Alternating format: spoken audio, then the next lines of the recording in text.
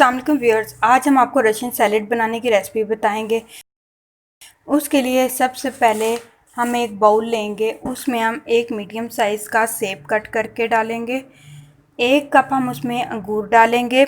2 हम उसमें medium size की खुबानियाँ काट के डालेंगे। अब हम इसमें एक मीडियम साइज़ का आलू काट के डालेंगे। अब हम इसमें एक अमरूद डालेंगे, ठीक है, और 2 मीडियम साइज़ के आम काट के डालेंगे।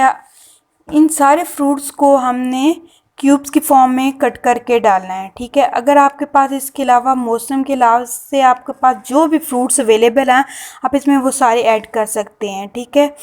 हम इस सारे फ्रूट्स को मिक्स कर लेंगे। मिक्स करने के बाद अब हम इसमें 100 ml हम इसमें हाफ़ पैकेट, तकरीबन एक हाफ़ पैकेट हम इसमें क्रीम शामिल करेंगे। हाँ, क्रीम शामिल करने के बाद हम इसमें मायोनीज़ शामिल करेंगे।